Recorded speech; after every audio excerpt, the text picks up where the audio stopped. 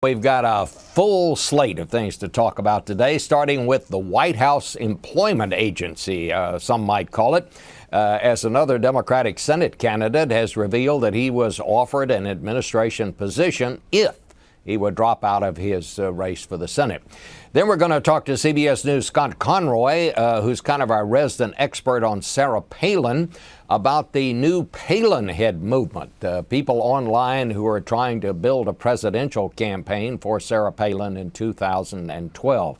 And finally, Juan Zarate will be here with his week's flashpoints from the fallout from Israel to exploding drug violence in Jamaica. We're going to span the globe in the search of the top stories overseas that we all need to know about. But first to Andrew Romanoff, who's campaigning and on the road right now in a car in Colorado Springs, running for the Senate out there, and he joins me now by phone. And of course, Mr. Romanoff, you have kind of come to national attention here because it turns out the White House tried to get you out of the race by dangling some job offers in front of you. Did they actually offer you a specific job, or what exactly happened? Thanks for asking, Bob. And to be clear, I am calling you from our campaign bus, but I'm not driving it. I don't want anybody to conclude I'm breaking the traffic laws of Colorado while I'm talking to you. What happened is this. I received a call from Jim Messina, the President's Deputy Chief of Staff. He informed me that the White House would support my opponent, Senator Bennett. I told Mr. Messina that I had decided to run for the Senate nonetheless. He told me that 3 positions might be available to me were I not pursuing the Senate race, and emailed me descriptions of those positions.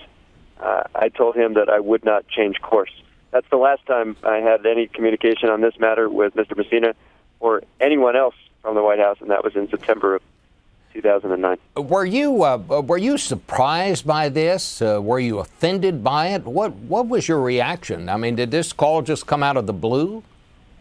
A number of folks have done their best to keep me from running for the Senate, and of course, similar efforts are to prevent primaries that took place in Pennsylvania. Those efforts did not have any effect on me. I'm running for the Senate, and the good news is I'm winning. We won the state convention 2 weeks ago by 21 points, despite the fact that my opponent is heavily subsidized by the most powerful special interests in America. Voters are signing on with our campaign. Well, that's certainly spoken by like a true candidate would speak. I've just got to add, there's one little highlight to all of this today in the Washington Post. Al Kamen, in his In the Loop column, reveals what he calls an up until now secret office in the White House, which he calls the Special Handler for Offering Virtual Employment, or the acronym he says is SHOVE. So I guess you got the call from SHOVE.